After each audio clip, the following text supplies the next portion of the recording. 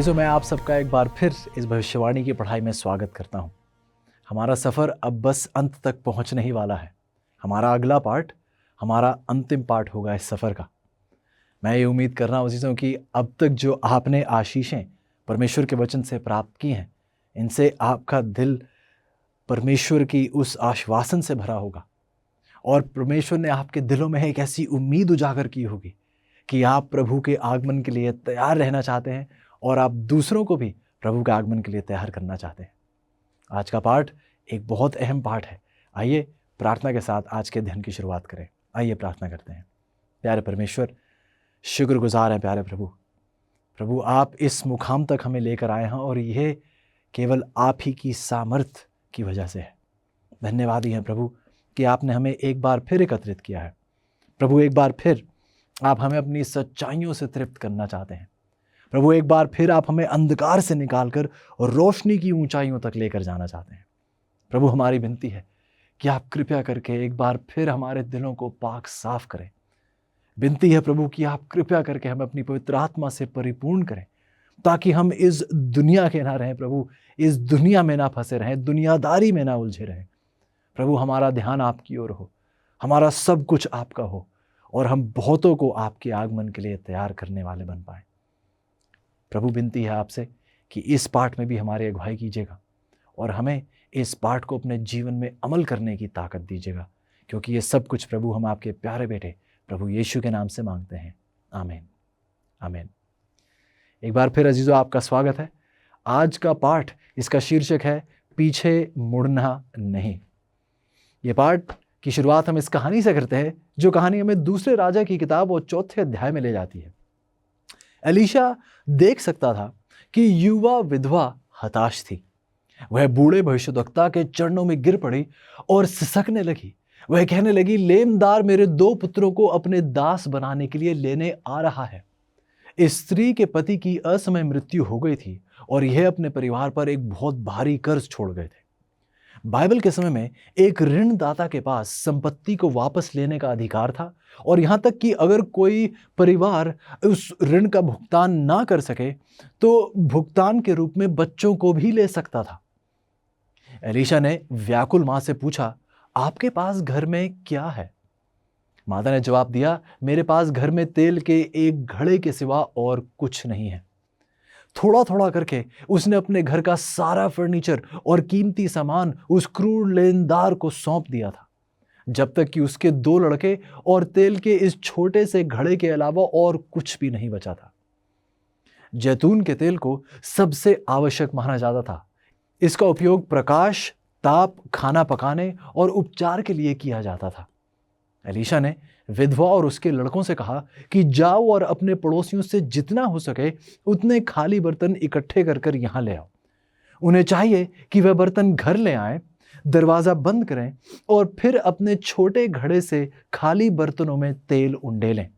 उन्होंने एलीशा के निर्देश के अनुसार जैसा उन्होंने कहा, उन्होंने ठीक वैसा ही किया और एक अद्भुत चमत्कार हुआ। छोटे घड़े का तेल तब तक बहता रहा जब तक कि घर के सारे बर्तन भर नहीं गए। युवा मां ने नबी से पूछा कि अब हम क्या करेंगे? नबी ने बताया कि आप तेल बेचें, अपना कर्ज चुकाएं और फिर आप और आपके बच्चे जो हैं जीवित रह सकते हैं। यह सुनकर स्त्री और उसके लड़के इतने खुश हुए, हर्ष उल्लास की एक नदी इस प्रकार उनके दिल में उत्पन्न हुई। वह खुशी खुशी अब अपना जीवन व्यतीत कर सकते थे, क्योंकि परमेश्वर ने एक महान चमत्कार उनके जीवन में किया था। अजीजों, आज हमारे परमेश्वर आपको शैतान नाम के एक क्रूर लेनदार से मुक्त कराना चाहते हैं। यह चमत्कार तब होगा जब वह आपके प्याले में, आपके इस टूटे घड़े में परमेश्वर अपने उस विशेष तेल, अपनी पवित्र आत्मा को उंडेलेंगे। आज हम परमेश्वर की उस भेंट, पवित्र आत्मा की उस सामर्थ, पवित्र आत्मा के उस वरदान के विषय में गहराई से अध्ययन करना चाहते हैं अजीजों। इसलिए शुरुआती तौर पर आज आपके सामने ये मुफ्त ऑफर पेश करना चाहेंगे अजीजों। ये अध्ययन संदर्शिका, आज के हमारे जितने भी सवाल जवाब हैं वह सब इस अध्ययन संदर्शिका में पाए जाएंगे, जिसका शीर्षक आज हमारा शीर्षक है पीछे मुड़ना नहीं। तो यदि आप इस अध्ययन संदर्शिका को प्राप्त करना चाहते हैं, आपके स्क्रीन पर एक टेलीफोन नंबर है। आप उस नंबर के द्वारा इस ऑफर को प्राप्त कर सकते हैं और ये संदर्शिका निःशुल्क आपके घर पहुंचा दी जाएगी। आप स्क्रीन पर एक वेबसाइट को भी लिखा हुआ देख सकते हैं। आप उस वेबसाइट के माध्यम से भी इस संदर्शिका को ऑर्डर कर सकते हैं। अजीजों, विनती आपसे वही है और बार बार है कि जो रोशनी परमेश्वर आपके जीवन में ला रहे हैं, जिस रोशनी से आपका परिवार प्रकाशमान हो रहा है, आप उसी रोशनी को दूसरों तक भी पहुंचाएं। इसी के साथ हमारा पहला सवाल पूछा जाता है, बाइबल में बर्तन और तेल किसका प्रतीक है? बाइबल जवाब देती है प्रेरितों के काम की 9:15 में, यह तो अन्य जातियों और राजाओं और इस्राएलियों के सामने मेरा नाम प्रकट करने के लिए मेरा चुना हुआ पात्र है, मेरा चुना हुआ घड़ा है। परमेश्वर यहाँ पर पौलुस का जिक्र करते हुए कहते हैं कि पौलुस मेरा चुना हुआ वो घड़ा है जिसे मैं अपने तेल उस पवित्र आत्मा से भरपूर करूंगा। बाइबल पहले शमूएल की 16:17 में कहती है, तब शमूएल ने अपना तेल का सींग लेकर उसके भाइयों के मध्य में उसका अभिषेक किया और उस दिन से लेकर भविष्य को यहोवा का आत्मा दाऊद पर बल से उतरता रहा। ये एक बहुत ही अहम सच्चाई है। यदि आप देखें तो देखिए कि जैसे तेल से अभिषेक किया जा रहा था, चित्र में आप देख सकते हैं, और जैसे वो तेल का बहाव होता था, उस तेल से अभिषेक किया जा रहा था। बाइबल बताती है कि जैसे ही ये तेल से अभिषेक किया गया, उस तेल के अभिषेक के ठीक बाद बाइबल कहती है कि उस दिन से वह यहोवा के उस पवित्र आत्मा से भरपूर हो गया था। बाइबल में हम देखते हैं कि घड़े और तेल, इन चित्रों का, इन चिन्हों का प्रयोग किया जाता है। बाइबल शिक्षा दे रही है चीज़ों कि परमेश्वर कुम्हार हैं और हम मिट्टी के पात्र हैं। यिर्मयाह की 18:1-6, रोमियो की 9:20 और 21 में आप इस सच्चाई की पुष्टि होते हुए देख सकते हैं। हर किसी को एक उद्देश्य के साथ बनाया जाता है चीज़ों। बाइबल में आप देखेंगे अजीजों कि तेल का प्रयोग परमेश्वर की आत्मा के प्रतीक के रूप में किया जाता है। शुद्ध जैतून के तेल का उपयोग आपने देखा होगा कि इब्रानी मंदिर में, उस पवित्र स्थान में दीपक को उज्जवल रखने के लिए किया जाता था। यह दर्शाता है कि परमेश्वर के लोग, जैसे वो दीवट तेल से भरा जाता था तब ही रोशनी दे पाता था, ठीक उस प्रकार से ये दीवट जो प्रभु की कलीसिया को, परमेश्वर के लोगों को दर्शाते हैं। जब हम भी परमेश्वर के उस तेल, उस पवित्र आत्मा से परिपूर्ण होंगे तो हम भी इस दुनिया के लिए एक रोशनी का बायस बन पाएंगे। यह परमेश्वर की इच्छा है कि वह अपने सभी लोगों को अपनी पवित्र आत्मा से भरपूर करे। योएल की 2:28 इस सच्चाई की भी पुष्टि करती है। अगला सवाल पूछता है, क्या पवित्र आत्मा एक अवैयक्तिक शक्ति है या क्या वह परमेश्वर है? सुनिए बाइबल क्या कहती है। प्रेरितों के काम की 5:3 और 4 कहानी से आप वाकिफ हैं। अनन्या, हनन्या और सफेरा उनकी पत्नी की यह कहानी है।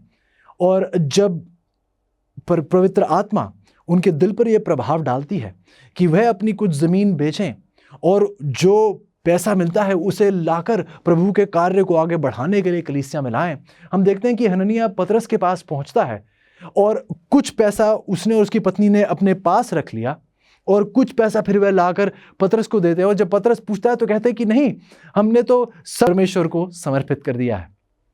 पतरस ने जवाब दिया, परंतु पतरस ने कहा, हे हनन्याह, शैतान ने तेरे मन में यह बात क्यों डाली है कि तू पवित्र आत्मा से झूठ बोले?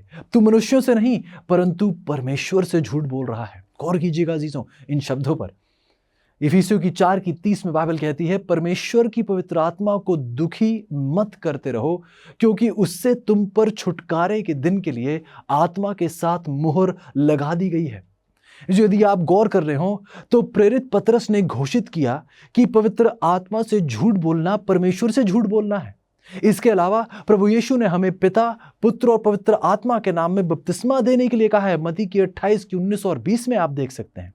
इस प्रकार अजीजों यह दर्शाया जाता है कि पवित्र आत्मा ईश्वरत्व का तीसरा व्यक्ति है, जिसे पिता और परमेश्वर के साथ पूर्ण समानता में रखा गया है कलीसिया में।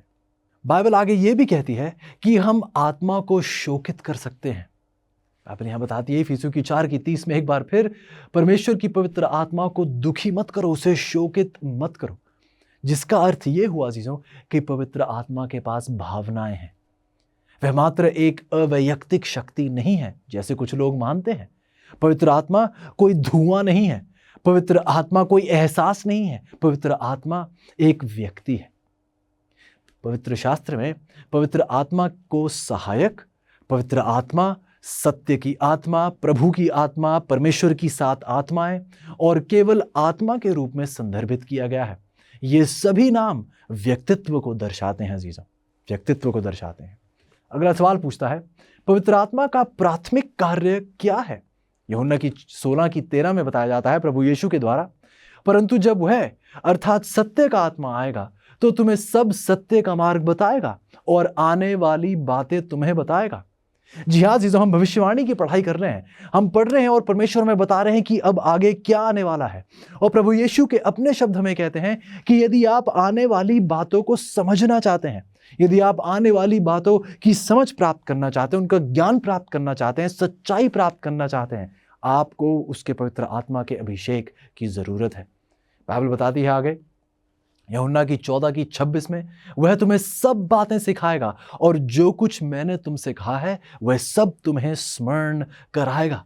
जो प्रभु यीशु ने हमेशा हमारे साथ रहने की प्रतिज्ञा की और यह पवित्र आत्मा के व्यक्तित्व के द्वारा है कि वह हमारे साथ और हम में है। यूहन्ना की 14:17 इस बात की पुष्टि करती है।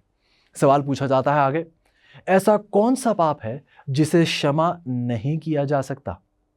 गौर से सुनिएगा अजीजों, मत्ती की 12:32 कहती है, किंतु पवित्र आत्मा के विरुद्ध में कोई कुछ कहे तो उसे क्षमा नहीं किया जाएगा, नहीं किया जाएगा। जो पवित्र आत्मा के विरुद्ध निंदा एक अकेला अपराध नहीं है, यह केवल एक बार की बात नहीं है, बल्कि सत्य के प्रति जब आप प्रगतिशील प्रतिरोध करते हैं, इसके द्वारा परिणाम यह होता है कि आप परमेश्वर की इच्छा को अंतिम रूप से अस्वीकार कर रहे हैं। इब्रानियों की 10:26 और 27 पढ़िएगा।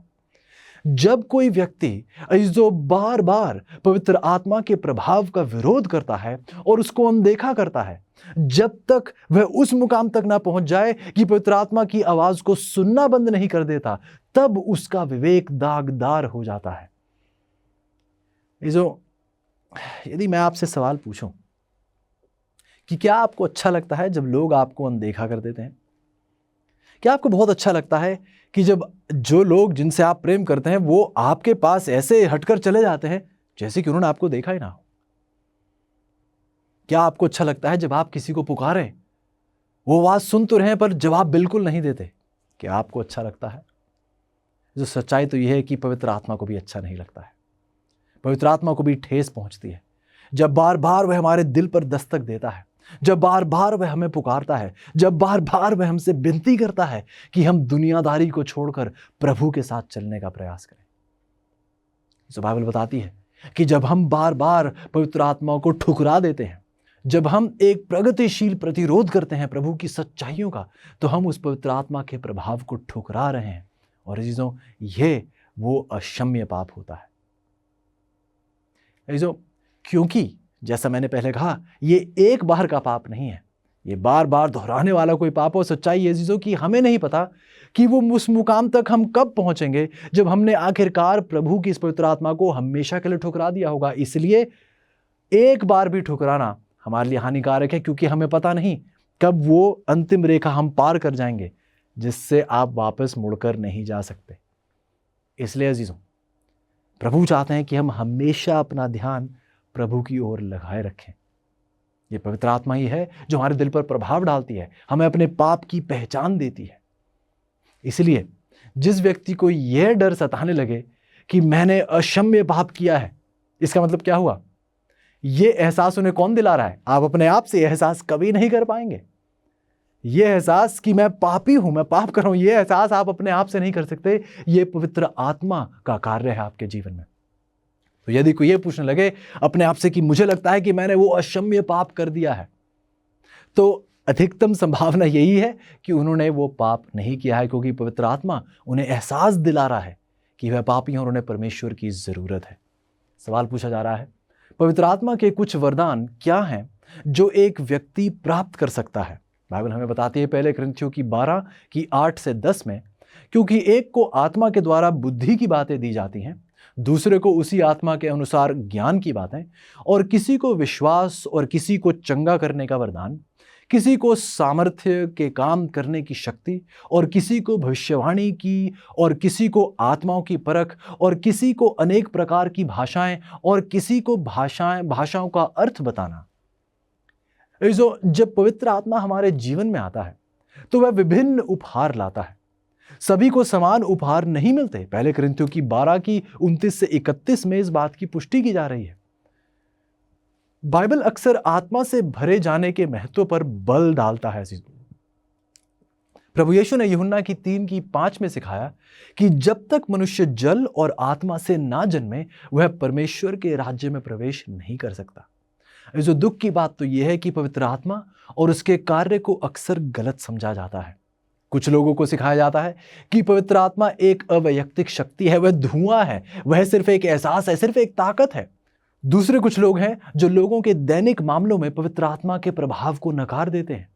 और अभी भी दूसरों को यह सिखाया जा रहा है कि हर कोई, गौर से सुनिएगा, हर कोई जो पवित्र आत्मा से भरा हुआ है उसे अन्य भाषा में बोलना चाहिए। अन्य भाषा में बोलना ही इस बात की सच्चाई है कि आपके पास पवित्र आत्मा का वरदान है, ऐसा बहुत से लोगों को सिखाया जा रहा है।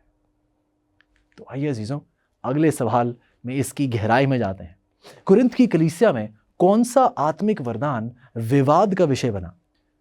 पहले कुरिन्थियों की 14 की 1 और 2 में बाइबल कहती है, प्रेम के मार्ग पर प्रयत्नशील रहो और आत्मिक वरदानों की निष्ठा के साथ अभिलाषा करो, विशेष रूप से परमेश्वर की ओर से बोलने की, क्योंकि जिसे दूसरे की भाषा में बोलने का वरदान मिला है वह तो वास्तव में लोगों से नहीं बल्कि परमेश्वर से बातें कर रहा है। यहाँ पर एक उलझन को सीधा करना बहुत जरूरी है। यदि आप गौर करें, यहाँ पर पौलुस कलीसिया से बात करते हुए कह रहा है कि आप किसी दूसरे की भाषा में ना बोलें, क्योंकि ऐसा करने से आप केवल परमेश्वर से बातें कर रहे हैं। बहुत से लोग शायद ये मानते हैं कि हाँ, किसी कुछ ऐसी बातें कहना जो किसी को भी समझ में नहीं आ रही, केवल परमेश्वर को समझ में आ रही हैं। यह मतलब ये नहीं था अजीजों। जो भाषा बोली जा रही थी, पौलुस स्पष्ट करता है, ये किसी दूसरे की भाषा थी। ये हकीकत की कोई भाषा थी जो किसी और देश में बोली जाती थी, लेकिन जिस कलीसिया में हम बातें कर रहे थे वहां दूसरों को ये बात समझ में नहीं आ रही थी। उदाहरण के तौर पर, यदि मैं आपसे जापानी में बात करना शुरू कर दूं और आपको वो भाषा समझ में नहीं आती है, तो इसमें किसकी बढ़ाई हो रही है? सिर्फ मनुष्य की कि उसे बहुत भाषाएं आती हैं। लेकिन यदि आप सच्चाई को प्राप्त नहीं कर पा रहे, संदेश को समझ नहीं पा रहे, तो उसमें आपकी बढ़ाई, आप परमेश्वर की ओर किस प्रकार आकर्षित होंगे? पौलुस कलीसिया से यही बात करते हुए कहता है। हम देखते हैं कुरिन्थियों की कलीसिया में इस विषय पे विवाद था, इसलिए वह कह रहा है कि यदि आप किसी और की भाषा बोल रहे हैं, प्रभु तो हर भाषा समझते हैं, यदि आप किसी और की भाषा बोल रहे हैं, प्रभु समझ रहे हैं, लेकिन जिस कलीसिया को आप किसी और की भाषा में समझाना चाह रहे हैं उनकी भाषा में नहीं समझा रहे, तो वह कैसे इस प्रकार आशीषित होंगे? ये एक विवाद था।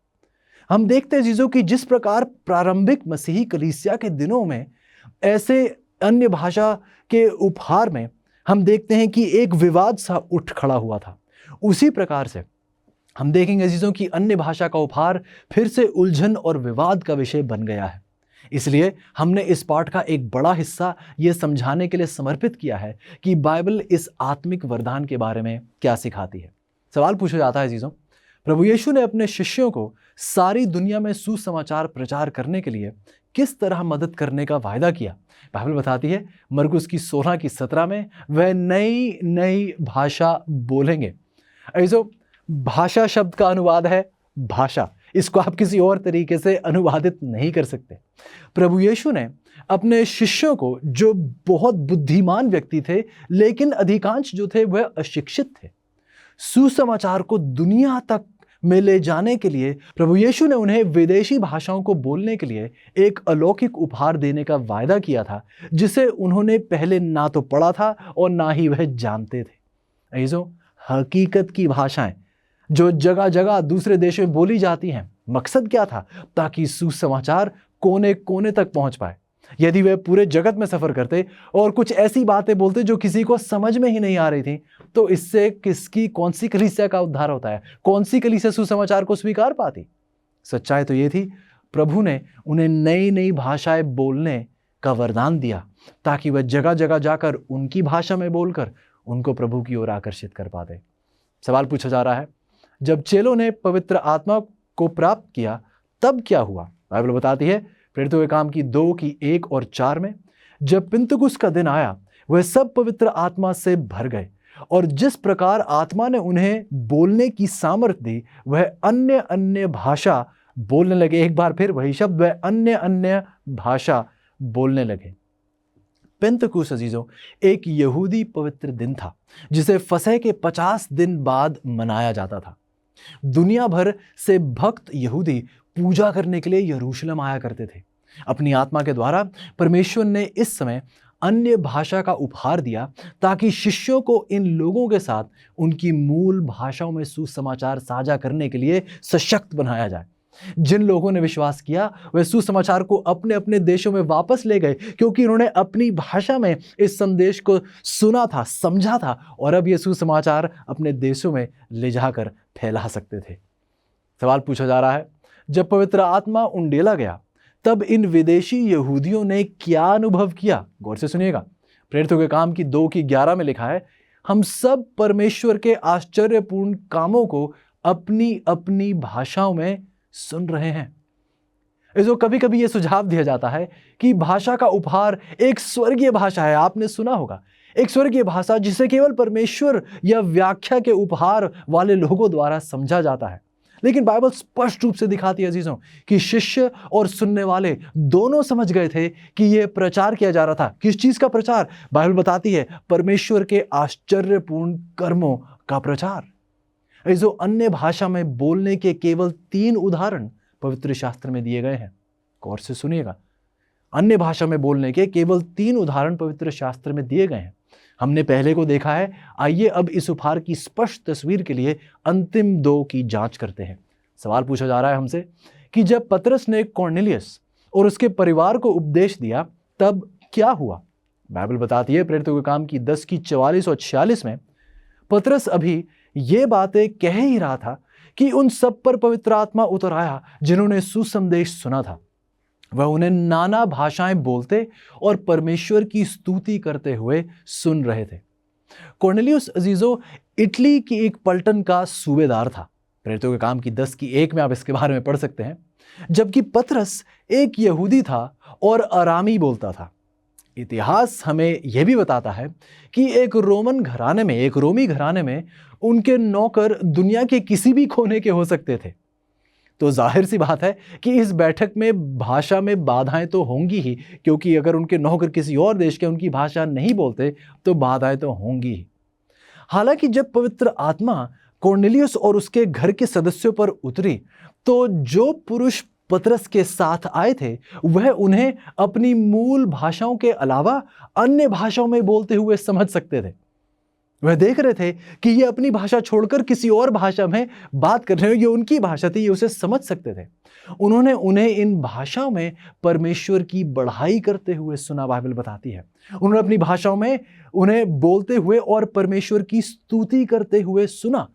वह सिर्फ कोई अनजान शब्द नहीं सुन रहे थे, नहीं, उन्होंने अपनी भाषा सुनी और इस भाषा में उन्होंने सुना कि इस भाषा के द्वारा वह परमेश्वर की स्तुति कर रहे हैं। जब बाद में यरूशलेम में कलीसिया के अगुओं को इस अनुभव के बारे में बताया तो पतरस ने देखिए क्या कहा उनसे। प्रेरितों के काम की 11:15 में बताया जाता है कि पवित्र आत्मा उन पर उतरा जैसे आरंभ में हम पर उतरा था। 1 मिनट गौर कीजिएगा अजीजों, जब यरूशलेम में कलीसिया के अगुओं को पतरस ये वारदात बताता है तो कैसे वर्णन करता है? कहता है कि पवित्र आत्मा उन पर उतरा जैसे आरंभ में हम पर उतरा था। जिसका मतलब क्या हुआ अजीजों? जिसका मतलब यह हुआ अजीजों कि जैसे चेलों को अन्य भाषाओं में बोलने का वरदान दिया गया था, अलग अलग भाषाएं में बोलने का वरदान दिया गया था ताकि लोग अपनी भाषा में इस संदेश को स्वीकार पाएं, वही कह रहा है कि इनके साथ भी ऐसा ही हुआ रहा। कॉर्नेलियस और उसके घराने के साथ भी कुछ ऐसा ही हुआ था। कॉर्नेलियस और उसके घराने को अन्य भाषा का वही वरदान प्राप्त हुआ था जैसे पेंतकुस्त के दिन शिष्यों को मिला था। वे ऐसी भाषाएं बोलते थे जिन्हें समझा जा सकता था। अगला सवाल उठ खड़ा होता है अजीजों कि जब पौलुस ने इफिसुस के 12 चेलों को उपदेश दिया तब क्या हुआ? बाइबल हमें बताती है प्रेरितों के काम की 19:6 में उन पर पवित्र आत्मा उतर आया और वे अलग अलग भाषाएं बोलने और भविष्यवाणियां करने लगे। ऐसे पौलुस जो प्रेरितों में सबसे अधिक शिक्षित और व्यापक रूप से यात्रा करने वाला था, कई भाषाएं बोलता था। पहले कुरिन्थियों की 14:18 में बताती है, जब पवित्र आत्मा इफिसुस के इन 12 आदमियों पर उतरा तो पौलुस और लूका उन्हें उन भाषाओं में भविष्यवाणी करते हुए समझ सके जिन्हें वह पहले नहीं जानते थे। गौर से सुनिएगा, उन्होंने, बाइबल कहती है, उन पर जब पवित्र आत्मा उतराया वह अलग अलग भाषाएं बोलने लगे और क्या करने लगे, भविष्यवाणियां करने लगे। जिसका मतलब पौलुस और लूका को ये भाषा समझ में आ रही थी, इसलिए वे बता पा रहे थे कि ये भविष्यवाणी कर रहे थे। नहीं तो वह बता सकते थे कि वो किसी अन्य भाषा में, किसी अनजान भाषा में बात कर रहे थे जो केवल परमेश्वर समझता है, कोई ऐसी भाषा जो और कोई इस दुनिया में नहीं बोलता है। नहीं अजीजों, बाइबल बताती है कि उन्होंने उन्हें भविष्यवाणी करते हुए सुना, वह समझ सकते थे। हमारे टूटे हुए संसार के लिए क्या प्रभु की योजना जानना चाहते हैं? जैसे हम बाइबल की भविष्यवाणी देखते हैं, आप अपनी सबसे बड़ी चुनौतियों के लिए भरोसेमंद हल प्राप्त करना चाहते हैं। प्रोत्साहित करने वाली और प्रकाशन देने वाली amazing facts Bible study guide Bible पर आधारित 27 टॉपिकल लेसन्स प्रदान करती है, जिसमें सुंदर ग्राफिक्स और स्पष्ट उत्तर दिए गए हैं, जिसे समझना बहुत ही आसान है। हर बाइबल स्टडी गाइड आपको व्यवहारिक उत्तर की ओर लेकर जाती है, आपके जीवन के सबसे महत्वपूर्ण सवालों के लिए। मैं कैसे तंदुरुस्त संबंध पा सकता हूँ, यीशु मसीह फिर से कब और कैसे आएंगे, और भी बहुत कुछ। अपने भविष्य को अवसर पर मत छोड़िए, सत्य से अपने जीवन को बदल दीजिए। Amazing facts Bible study guide के द्वारा ये उपलब्ध हैं इंग्लिश, हिंदी, तमिल और तेलुगु भाषा में। तो इंतजार मत कीजिए, अपने स्टडी गाइड का पूरा सेट ऑर्डर कीजिए और विजिट कीजिए bookstore.aftv.in पर। बल्कि अगला सवाल पूछा जाता है, बाइबल उस भाषा में बोलने के बारे में क्या कहती है जो समझ में नहीं आती? पढ़ते हैं, आइए।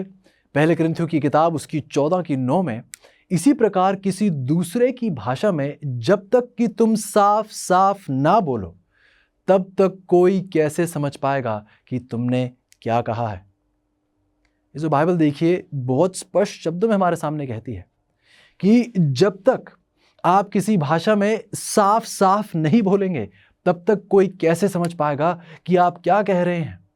इसे गौर कीजिएगा, बाइबल में प्रभु का दिया हुआ हर वरदान इसलिए दिया जाता है ताकि परमेश्वर की बढ़ाई हो, ना कि उस मनुष्य की। बाइबल हमें बताती है पहले कुरिन्थियों की 14:19 में, किंतु कलीसिया सभा के बीच किसी दूसरी भाषा में 10,000 शब्द बोलने की उपेक्षा अपनी बुद्धि का उपयोग करते हुए बस 5 शब्द बोलना अच्छा समझता हूं ताकि दूसरों को भी शिक्षा दे सकूं। पौलुस जो भाषा जानता था वह कह रहा मैं 10,000 शब्द बोल सकता हूं, लेकिन यदि आपको समझ में नहीं आए तो उनका फायदा क्या है, उनका लाभ क्या है? भला तो यह होगा कि यदि मैं केवल 5 शब्द बोलूं और आप समझ जाएं तो कम से कम मैं आपको शिक्षा तो दे पाऊंगा। इसे पौलुस बार बार समझाता है कि भाषा का उद्देश्य संवाद करना और सच्चाई सिखाना है। ऐसे यदि आप कुरिन्थ की कलीसिया को देखें तो कुरिन्थ की कलीसिया में कई अलग अलग राष्ट्रीयताओं का एक यदि आप कुरिन्थ की कलीसिया को देखें तो कुरिन्थ की कलीसिया में अलग अलग राष्ट्रीयताओं के लोग थे जो इकट्ठा होते थे, और कभी कभी सेवाएं उलझन से भर जाती थी जब सदस्य अन्य लोगों के लिए अज्ञात भाषा में प्रार्थना, गवाही या प्रचार करते थे। जाहिर सी बात है कि जब कोई अपनी भाषा में बोल रहा है जो और कोई नहीं समझ पा रहा तो बहुत उलझन पैदा हो जाती थी। यही कारण है कि पौलुस ने उन्हें चुप रहने की आज्ञा दी। यदि ऐसी भाषा में बोलते हैं जिसे बहुसंख्यक लोग नहीं जानते हैं, जब तक कि कोई अनुवाद करने वाला ना हो, जैसे पहले कुरिन्थियों की 14:28 में लिखा है, वह बता रहा है अजीजों कलीसिया से कि यदि आप जिस भाषा में बात कर रहे हैं आपके देश की भाषा है, यदि कोई अनुवादक आप बाकियों की भाषा में उसका अनुवाद नहीं कर रहा है तो आपको ये भाषा में नहीं बोलना चाहिए। हमारे लिए अजीजों शिक्षा ये है कि हमें ऐसी भाषा में बोलना या प्रार्थना नहीं करनी चाहिए जिससे उपस्थित अन्य लोग ना समझ सकें। अजीजों एक बहुत सरल सी सीख है, यदि हम परमेश्वर के वचन पर गौर करें, मनुष्य के द्वारा सिखाई गई ये सीख पर नहीं। सवाल पूछा जाता है, प्राचीन बाबुल की एक मुख्य विशेषता क्या थी? उत्पत्ति की 11:7 में हम पहले भी पढ़ चुके हैं। प्रभु कहते हैं, इसलिए आओ हम नीचे चलें और इनकी भाषा को गड़बड़ कर दें, तब ये एक दूसरे की बात नहीं समझेंगे। बाइबल बताती है उत्पत्ति 11:9 में, इसलिए इस जगह का नाम बाबुल पड़ा। हम पहले भी पढ़ चुके हैं कि बाबुल का गुम्मट वह स्थान है जहां दुनिया की भाषाएं सबसे पहले उलझन में डाली गई थी, गड़बड़ी में डाली गई थी। बाबेल और बाबुल दोनों के लिए इब्रानी शब्द बाबेल है, जिसका अर्थ है उलझन। प्रकाशित वाक्य की 18 में परमेश्वर इसलिए अपने लोगों को उस आत्मिक बाबुल से, उस आत्मिक उलझन से बाहर बुला रहे हैं। आत्मिक बाबुल की विशेषता में से एक भाषा की गड़बड़ी है। अजीजों, प्रभु कह रहे हैं कि ऐसी उलझन में, ऐसी जगह बैठकर जहां आप संदेश सुन ही नहीं पा रहे, समझ ही नहीं पा रहे हैं, तो आपको क्या लाभ प्राप्त हो रहा है।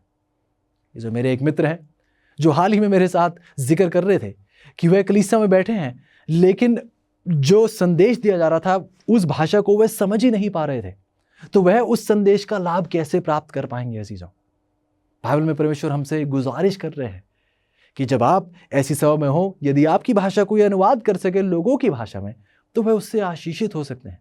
लेकिन यदि आप केवल अपनी भाषा के घमंड में यह दिखाना चाहते हैं कि आपको आपकी भाषा बहुत अच्छी आती है, तो इससे लोग आशीषित नहीं होते हैं।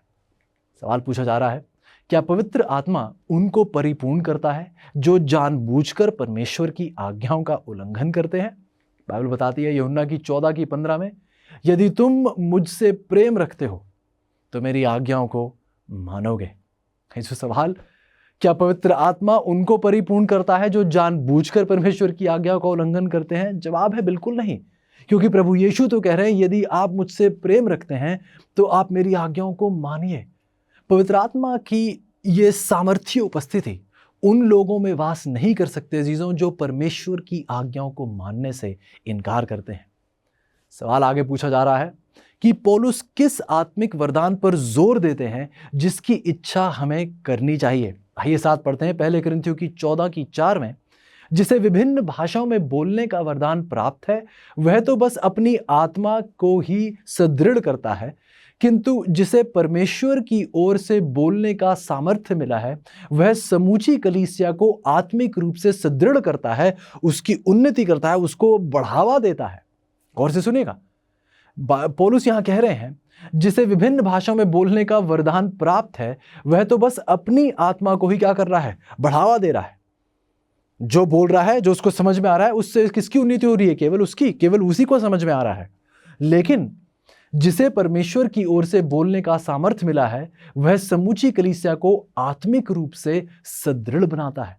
जो लोगों की अपनी भाषा में बोल रहा है उससे कलीसिया की उन्नति हो रही है, कलीसिया को बढ़ावा मिल रहा है। और इसमें यही एक सच्चे संदेशक का कार्य है, यही परमेश्वर के लोगों का कार्य है।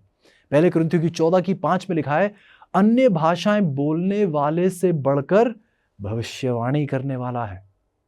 गौर कीजिएगा चीजों, 1 कुरिन्थियों की 14:12 में लिखा है, तुम आत्मिक वरदानों को पाने के लिए उत्सुक हो तो ऐसा प्रयत्न करो जिससे कलीसिया को आत्मिक सुदृढ़ता, आत्मिक बढ़ोतरी प्राप्त हो। एक बार फिर अजीजों, यदि आप आत्मिक वरदानों को पाने के लिए उत्सुक हैं तो ऐसा प्रयत्न करें जिससे कलीसिया को आत्मिक सुदृढ़ता प्राप्त हो, आप ही को नहीं।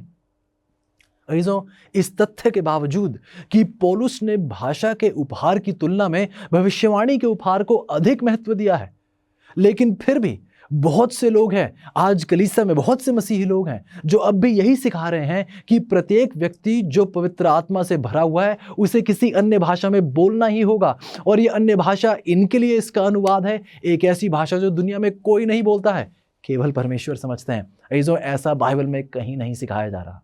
परमेश्वर द्वारा अपने लोगों को आत्मा से भरने के 25 से अधिक बाइबल उदाहरणों में से केवल 3 बार अन्य भाषाओं का उपहार इसके साथ जुड़ा हुआ है। जब परमेश्वर कहते हैं कि ये व्यक्ति आत्मा से भरे हुए हैं तो ऐसे 25 उदाहरणों में से केवल 3 बार प्रभु पवित्र आत्मा से भरे हुए होने वाले व्यक्ति को अन्य भाषा के उपहार के साथ जोड़ते हैं। ऐसो प्रेरित पौलुस द्वारा लिखी गई 14 नए नियम की पुस्तकों में से वह केवल 1 कुरिन्थियों में भाषाओं का उल्लेख करते हैं। नए नियम की 27 पुस्तकों में से केवल 3 ही अन्य भाषा में बोलने का कोई संदर्भ देती हैं, परंतु फिर भी कुछ लोग सोचते हैं कि अन्य भाषा का वरदान ही पवित्र आत्मा का वरदान है और कोई वरदान इससे ऊपर नहीं है। ऐसा बाइबल नहीं सिखा रही। सवाल पूछा जा रहा है, वह मुख्य कारण क्या है कि परमेश्वर अपने लोगों को अपनी पवित्र आत्मा से परिपूर्ण करते हैं? प्रेरितों के काम की 1:8 में प्रभु यीशु अपने चेलों से बता रहे हैं, बल्कि जब पवित्र आत्मा तुम पर आएगा तुम्हें शक्ति प्राप्त हो जाएगी और यरूशलेम में, समूचे यहूदिया और समारिया में और धरती के छोरों तक तुम मेरे साक्षी बनोगे। तो सच्चाई यह है कि यदि आप प्रभु के साक्षी बनने के लिए तैयार नहीं तो आप पवित्र आत्मा की सामर्थ भी नहीं प्राप्त कर सकते। यदि आप पवित्र आत्मा की सामर्थ से भरपूर किए जाना चाहते हैं तो जो आपको प्रभु के साक्षी बनने का निर्णय लेना होगा। प्रेरितों के काम की 4:31 में लिखा है चीजों, वह सब पवित्र आत्मा से परिपूर्ण हो गए और वह निर्भयता के साथ परमेश्वर के वचन बोलने लगे। तो यदि आप गौर करें तो परमेश्वर हमें गवाही देने की शक्ति देने के लिए अपनी आत्मा से भरपूर करते हैं। ऐसो सवाल फिर यह है कि क्या आज आप परमेश्वर के गवाह बनना चाहते हैं? यदि आप परमेश्वर के साथ भागीदार बनेंगे सुसमाचार को इस पृथ्वी के कोने कोने तक पहुंचाने के लिए, तो प्रभु आज आपको, यदि आप मांगेंगे तो प्रभु आज आपको अपनी पवित्र आत्मा से परिपूर्ण करने के लिए इच्छुक है। सवाल पूछा जा रहा है, क्या यह बताना संभव होगा कि एक व्यक्ति पवित्र आत्मा से परिपूर्ण है या नहीं? बताया जाता है मत्ती की 7:20 में, उनके फलों से तुम उन्हें पहचान लोगे। गौर कीजिएगा जीजों, हम ये निर्धारित करते हैं कि एक व्यक्ति ने पवित्र आत्मा का बपतिस्मा लिया है, और ये हम आत्मा के उपहारों के द्वारा निर्धारित नहीं करते हैं बल्कि आत्मा के फलों द्वारा निर्धारित करते हैं। गलातियों की 5:22 और 23 में बताया जाता है कि पवित्र आत्मा के फल क्या हैं? प्रेम, आनंद, शांति, सहनशीलता, सज्जनता, भलाई, विश्वास, नम्रता और संयम। ऐसो बाइबल बता रही है कि उनके फलों द्वारा आप उन्हें पहचान पाएंगे। सवाल पूछा जा रहा है, मैं पवित्र आत्मा का बपतिस्मा कैसे प्राप्त कर सकता हूं? यदि प्रभु की ये आशा है कि परमेश्वर के लोग उसकी पवित्र आत्मा से भरपूर हों, तो आज आप और मैं ये वरदान कैसे प्राप्त कर सकते हैं? प्रभु यीशु खुद हमें सिखाते हैं लूका की 11:13 में, सो बुरे होते हुए भी जब तुम जानते हो कि अपने बच्चों को उत्तम उपहार कैसे दिए जाते हैं, तो स्वर्ग में स्थित परमपिता जो उससे मांगते हैं उन्हें पवित्र आत्मा कितना अधिक देगा। प्रभु यीशु के अपने शब्द हैं कि यदि आप उनसे मांगेंगे, पवित्र आत्मा के वरदान की मांग करेंगे, विनती करेंगे, तो वह आपको यकीनन देगा। जैसे प्रभु यीशु के पास असीमित रूप से पवित्र आत्मा का वरदान था, वैसे ही हम भी परमेश्वर से अपने इन बर्तनों को भरने के लिए एक विनती पेश कर सकते हैं। लेकिन यदि हम चाहते हैं कि ये टूटे घड़े परमेश्वर के हाथों में सही किए जाएं और इनमें पवित्र आत्मा का वरदान उंडेला जाए, तो इससे पहले चीज़ों की पवित्र आत्मा का प्राप्त हो, आपको इन बर्तनों को खाली करना होगा। गौर कीजिएगा चीज़ों कि भरे हुए बर्तन भरे नहीं जा सकते। जो बर्तन पहले से भरे हुए हैं, परमेश्वर भला उन्हें कैसे भर सकते हैं? यदि आज आप और मैं घमंड से भरे हुए हैं, दुनियादारी से भरे हुए हैं, ईर्ष्या और जलन से भरे हुए हैं, तो प्रभु हमें अपनी पवित्र आत्मा से कैसे भरेंगे? आइए हम अपने जीवन को प्रभु के चरणों में लाकर रखें, प्रभु से विनती करें कि हे प्रभु, हमें खाली कर, हमें खुद ही से खाली कर। प्रभु, हमें ये नाशकार जो रास्ते हमने चुने हैं, प्रभु इन्हें हमारे जीवन से दूर कर, हमें खुद ही से हमेशा के लिए मुक्त कर, ताकि हम आपकी पवित्र आत्मा का वरदान प्राप्त कर सकें। क्या आप ये विनती पेश करना चाहेंगे परमेश्वर के सामने? आइए जीजों, इस आखिरी सवाल की ओर बढ़ते हैं। प्रभु यीशु आपके जीवन में पवित्र आत्मा व बहुमूल्य तेल उंडेलने के लिए उत्सुक हैं, और ऐसा करने के लिए वह प्रतीक्षा कर रहे हैं। क्या आप अभी परमेश्वर से विनती करना चाहेंगे कि वह आपके हृदय और मन को अपने नियंत्रण में ले ले? क्या आप आज और अभी अपना संपूर्ण जीवन प्रभु यीशु के हाथ में सौंपना चाहते हैं? यदि यह आपकी इच्छा है अजीजों, तो प्रभु चाहते हैं कि यह निर्णय आप आज और अभी लें, देरी ना करें। बाइबल बताती है उद्धार का दिन आज है, अभी है। अजीजों, एक पल के लिए भी हमें उस शक के दायरे में रहने की ज़रूरत नहीं है। एक पल के लिए भी हमें झूठ के सहारे जीने की ज़रूरत नहीं है। अजीजों, एक पल के लिए भी हमें अंधकार में रहने की ज़रूरत नहीं है। प्रभु हमें अपने प्रकाश की ओर, अपनी सच्चाई की ओर पुकार रहे हैं। आइए हम उन्हें इंतज़ार ना करने दें। आइए अजीज़ों, हम पवित्र आत्मा से भरपूर होकर इस दुनिया को प्रभु के आगमन के लिए तैयार करें। यदि ये आपका निर्णय है अजीज़ों, तो आइए साथ प्रार्थना करते हैं। प्यारे परमेश्वर, धन्यवादी हैं प्यारे प्रभु, शुक्रगुजार है प्रभु कि आपने एक सामर्थी रूप से आज एक बार फिर हमारी अगुवाई की है। प्रभु शुक्रगुजार है कि आपने एक बार फिर झूठ को हमारे सामने पेश किया और दिखाया है, रोशनी डालकर दिखाया है कि यह बाइबल का सच नहीं है। प्रभु धन्यवादी हैं कि हमारे अंधकार में आप बार बार अपना उजाला प्रकाशमान करते हैं। धन्यवादी हैं प्रभु कि आपने आज एक नई सीख से हमें आशीषित किया है। प्रभु बहुत से लोग हैं जो अभी भी इस सीख से वंचित हैं, इसलिए विनती करते हैं प्रभु, हम आपके साक्षी बनना चाहते हैं, हम आपके सच्चे गवाह बनना चाहते हैं। प्रभु कृपया करके प्रभु हम में से खुद ही को हमेशा के लिए अलग करके कृपया करके हमें अपनी पवित्र आत्मा से परिपूर्ण करें प्रभु, ताकि हम दुनिया को बताने वाले बन सकें कि हमारा परमेश्वर एक सच्चा, एक जीवित और बहुत जल्द आने वाला परमेश्वर है।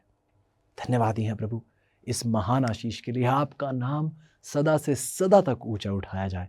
ये सब कुछ हम आपके प्यारे बेटे प्रभु यीशु के नाम से मांगते हैं, आमीन।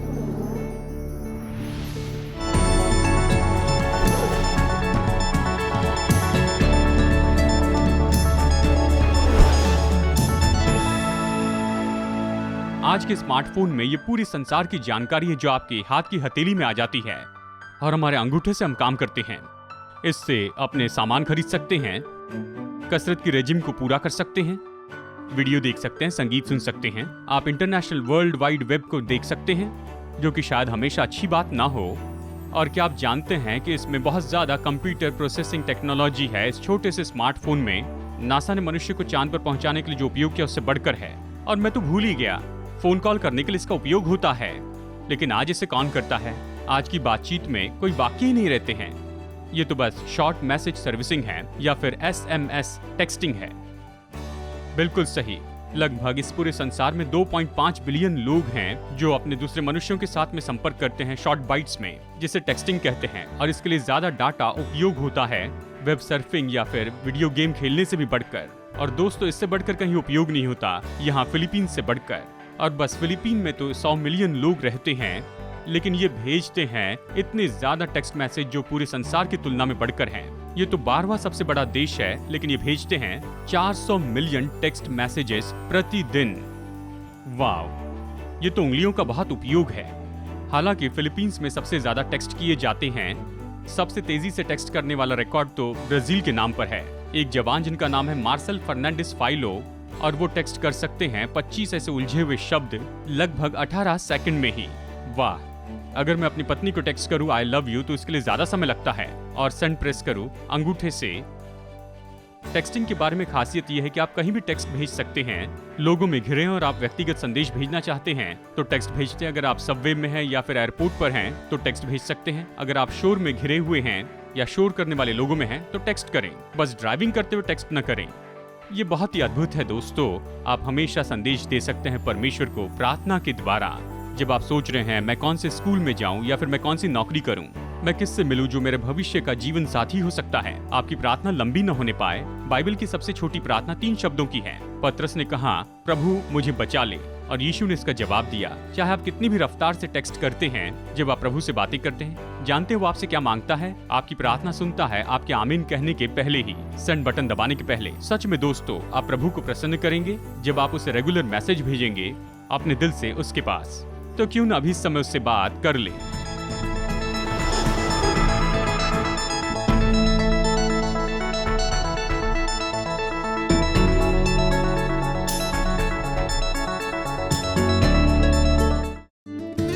क्या आपके बच्चों को मज़ा करना पसंद है? मुझे तो है। अमेजिंग फैक्ट्स का amazing adventures kids Bible guide बहुत ही सरल है। इसमें मेरे लिए बाइबल के बहुत से लेसन्स बहुत दिलचस्प बनाए हैं। ये तो बहुत ही अलग अलग रंग के हैं और इसी के साथ इसमें बहुत से पजल्स हैं, बहुत से क्विज भी हैं जिससे पढ़ने में मज़ा आता है, जैसे दानव को मारना, जान बचाने वाला जहाज़, समुंदर की यात्रा, कब्रिस्तान में सीटी बजाना। बाइबल के 10 पाठ हैं। मैंने इससे बहुत कुछ सीखा है। इससे मैंने साहस के बारे में बहुत कुछ सीखा है। मैंने इससे बहुत कुछ सीखा है। इससे ये केवल इंग्लिश में उपलब्ध है। आज ही अपने बच्चों के लिए अमेजिंग फैक्ट्स का ये पूरा सेट मंगाइए। हमसे संपर्क कीजिए।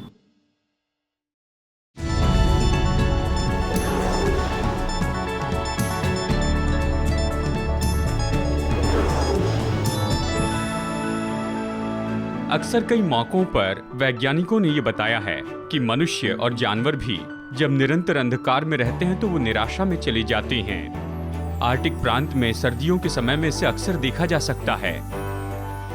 एक गांव वाले बियूका नॉर्वे ने, जो कि गहरी तराई में रहते हैं, जहां पहाड़ 6 महीनों तक सूरज की रोशनी को आने नहीं देते हैं और इसके कारण यहाँ रहने वाले 3400 रहवासियों को पूरी सर्दियों में कई बार पूरे अंधकार में रहना पड़ता है। और फिर यहाँ के अगवे को एक बहुत अच्छा विचार आया कि अंधकार के समय में अपने गांव में वो रोशनी पाए। अक्टूबर 2013 के समय इन्होंने 3 ऐसे बड़े महाकाय 550 स्क्वायर फीट के बड़े आईने लगाए आसपास के पहाड़ों में, जो उनके तंबू से कुछ हजारों फीट ऊंचे थे। कंप्यूटर कंट्रोल से सोलर पावर मिरर चलाए जाते, सर्दियों में सूरज की रोशनी को ढूंढते और वहां से सूरज की बड़ी रोशनी नीचे गांव पर भेजते हैं और इनके जीवन में रोशनी आती है। अगर सर्दियों में आप वियूकान में जाते हैं, आप पा सकते हैं कि टाउन स्क्वायर पर लोग वहां पर बेंच पर बैठे हैं। वो तो प्रतिबिंबित सूरज की रोशनी में बैठे हैं। पहाड़ के ऊपर जैसे बड़े आईने हैं। बाइबल कहती है जगत की ज्योति, यीशु की ज्योति को हमें प्रतिबिंबित करते चले जाना है। मत्ती 5:14 ये कहता है, तुम जगत की ज्योति हो। पहाड़ पर बसा हुआ नगर कभी छिप नहीं सकता। और न हम दीवट जलाकर टोकरी के नीचे रखते हैं, लेकिन दीवट पर रखते हैं ताकि पूरे घर में रोशनी हो सके। वैसे ही तुम्हारी ज्योति मनुष्यों के सामने चमके और वो तुम्हारे भले कामों को देखे और तुम्हारे स्वर्गीय पिता की महिमा करे। तो दोस्तों, आज यीशु को प्रदर्शित करने के द्वारा दूसरे लोगों के जीवन में रोशनी लाइए।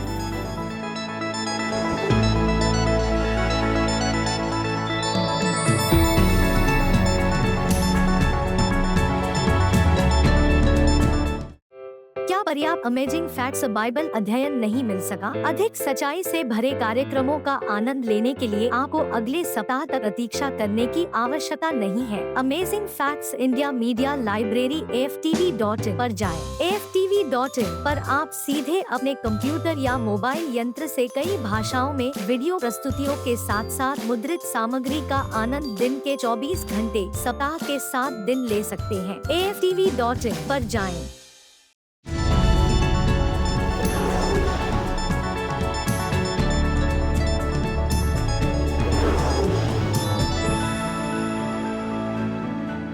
हेलो दोस्तों, हम यहाँ फिलीपींस में हैं। हम यहाँ पर वॉल्केनो और इस झील को देख रहे हैं। ये तो पूरी दुनिया में ज्योग्राफी के लिए एक बहुत ही महत्वपूर्ण जगह है। एक बात है कि एक समय ये तो पूरी दुनिया में सबसे बड़ा वॉल्केनो होता था और फिर ये एक और झील है जहाँ पर एक और वॉल्केनो है जिसमें एक और छोटी झील है और उसमें एक छोटा सा टापू भी है। 1500 की सदी से ये वॉल्केनो तो लगभग 6 बार बड़े रूप में फटकर आया और यहाँ तक कि 1911 में ऐसा eruption हुआ जिसके कारण 1300 लोग मर गए, जो इसके धुएं और राख के कारण इतने लोग मर गए। और इस झील के कारण सुनामी भी आई है और इस झील के आसपास के सारे गांवों को उसने नाश कर दिया। सच में देखा जाए तो ये पूरे फिलीपींस में ऐसा क्षेत्र है जिस पर सबसे ज्यादा गौर किया जाता है। इस वॉल्केनो को हमेशा देखा जाता है और उन्होंने ये पाया कि सन 2006 में इस तरह से दिखाई दिया कि पानी का तापमान बढ़ती जा रहा है और साइस्मिक एक्टिविटी बढ़ गई है।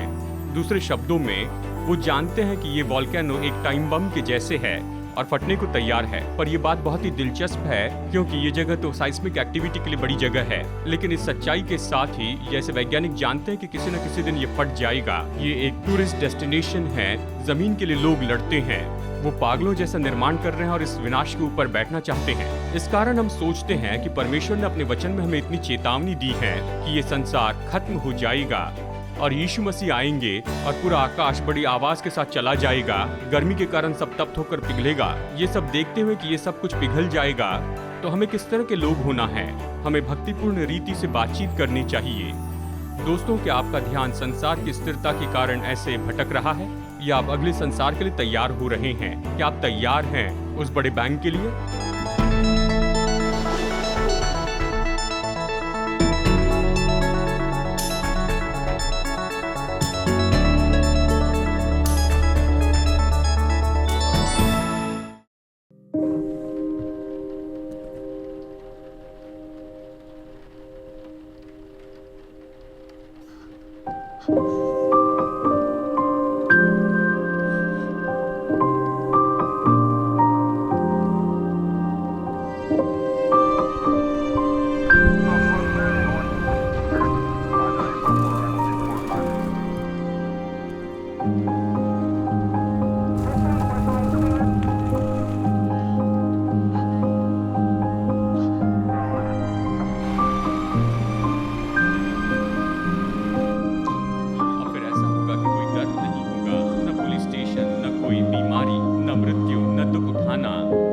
असली बात है दोस्तों, हमारे संसार का ये दुख तो परमेश्वर की योजना के अनुसार नहीं था।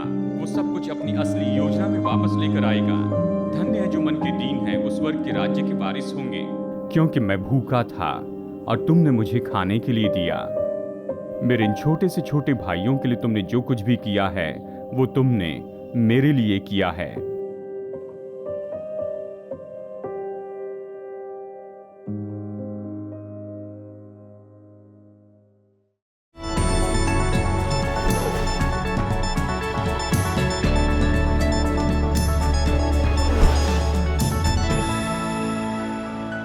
हाय दोस्तों, ये आधुनिक झंडे जिन्हें हम देखते हैं जो कैपिटल बिल्डिंग के ऊपर हैं, पेट्रियाटिक होम के सामने हैं, ये तो उस समय से है जब से युद्ध लड़े गए थे युद्ध करने वाले देशों में।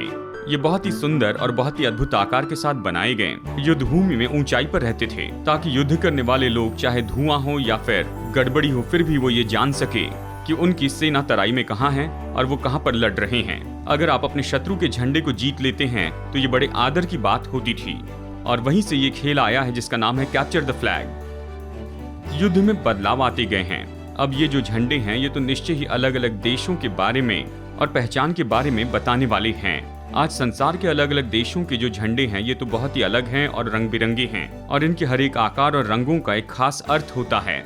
इन्हें एक दूसरे से पहचानना बहुत आसान होता है। शायद संसार में सबसे दिलचस्प झंडा तो फिलीपीन देश का झंडा है। ये बहुत ही अद्भुत है क्योंकि शांति के समय ये अलग तरह से होता है युद्ध के समय से। शांति के समय में फिलिपिनो झंडा जो लाल, सफेद, नीला और पीले से बना है, इसमें नीला भाग ऊपर होता है, लेकिन युद्ध के समय इसे पलटा देते हैं और लाल भाग ऊपर आता है, क्योंकि यहाँ पर ये अपने लहू का बलिदान करने के लिए तैयार है कि आजादी बनाए रखें। बिल्कुल इसी तरह से ऐसी एम्बेसी जो दूसरे देश में स्थापित की गई है वो अपना झंडा लहराते हैं, जबकि वो दूसरे देश में होते हैं। विश्वासियों के पास परमेश्वर के प्रेम का झंडा होना चाहिए इस गिरे हुए संसार में। सुलेमान के श्रेष्ठ गीत अध्याय 2 वचन 4 में हम पढ़ सकते हैं, उसका झंडा जो मेरे ऊपर फहराता था वो प्रेम था। ये झंडा है जो मसीह लोगों को अद्भुत राज्य के रूप में बताता है इस संसार में। तो दोस्तों, बड़ा सवाल है कि आप अपना झंडा कैसे लहरा रहे हैं।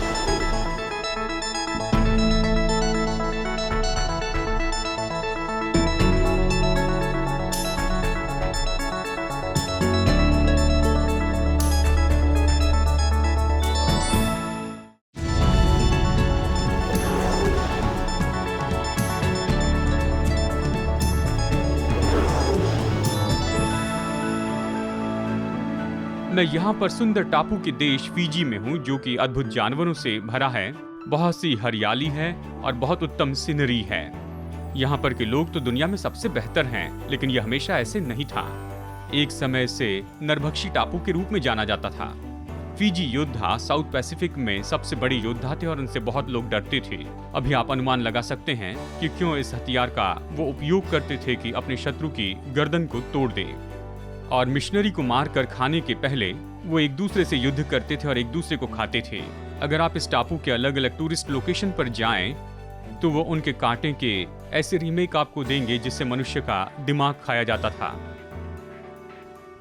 सच में एक जनजाति के मुखिया थे, रैटू उड्रे, जो 1800 की सदी में थे। Guinness book of world record में उनका नाम है कि उन्होंने बहुत से लोगों को खाया।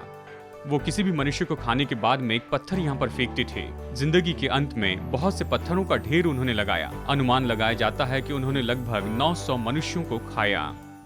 मेरे प्रभु, जानते हैं फिजी के लोग ही ऐसे नहीं जो कि पहले नरभक्षी हुआ करते थे, लेकिन बाइबल ये कहती है कि हम सब लोग इस योग्य हैं कि हम नरभक्षी हो जाएं। गलातियों 5:15 कहता है, पर यदि तुम एक दूसरे को दांत से काटते और फाड़ खाते हो, इसका मतलब है पीठ पीछे बोलने से लोगों का हम अपमान करते हैं।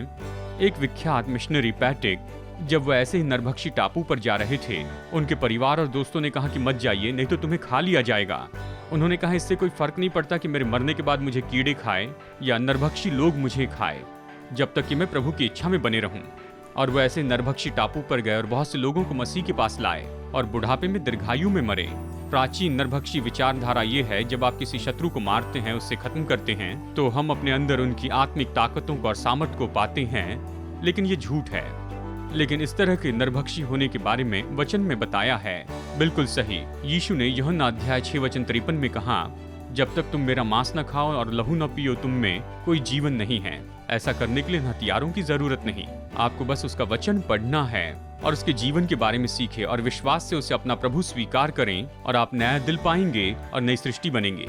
आप अभी इसे कर सकते हैं।